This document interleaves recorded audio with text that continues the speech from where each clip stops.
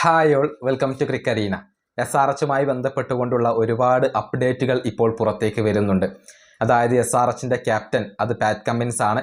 പക്ഷേ തുടക്കത്തിലെ ചില മത്സരങ്ങൾ അദ്ദേഹത്തിന് നഷ്ടമാകും എന്നാണ് റിപ്പോർട്ടുകൾ.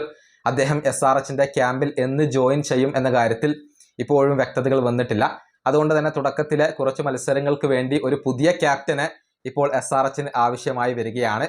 ആദ്യം വന്ന റിപ്പോർട്ടുകൾ പറഞ്ഞത് അഭിഷേക് ശർമ്മ SRHിൻ്റെ ക്യാപ്റ്റനായി മാറും എന്നുള്ളതാണ്. പക്ഷേ ആ റിപ്പോർട്ടുകളിൽ ഇപ്പോൾ മാറ്റം വരുന്നുണ്ട്. ടൈംസ് ഓഫ് ഇന്ത്യ ഇപ്പോൾ റിപ്പോർട്ട് ചെയ്തിട്ടുള്ളത് SRHിൻ്റെ ക്യാപ്റ്റൻ ആവാൻ മുന്നിട്ട് നിൽക്കുന്നത് അത് ഇഷാൻ കിഷൻ ആണ് എന്നാണ്. അതായത് SRH ഇപ്പോൾ ഇഷാൻ കിഷനുമായി ചർച്ചകൾ നടത്തി കഴിഞ്ഞിട്ടുണ്ട്.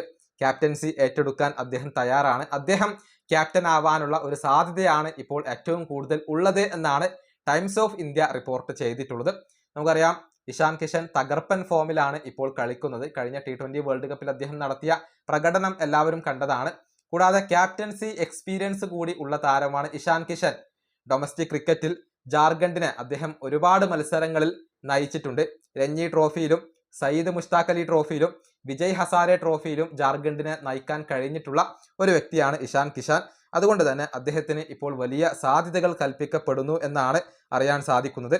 ഏതായാലും IPL നല്ല എക്സ്പീരിയൻസ് ഉള്ള, അതുപോലെ തന്നെ ഇന്ത്യക്ക് വേണ്ടി ഇപ്പോൾ ഒരുപാട് എക്സ്പീരിയൻസ് സ്വന്തമാക്കിയിട്ടുള്ള ഒരു താരമാണ് ഇഷാൻ കിഷൻ. തീർച്ചയായും അദ്ദേഹത്തിന് ആ ഒരു ടീമിനെ നയിക്കാനുള്ള കപ്പാസിറ്റി ഉണ്ട് എന്നുള്ളതാണ്.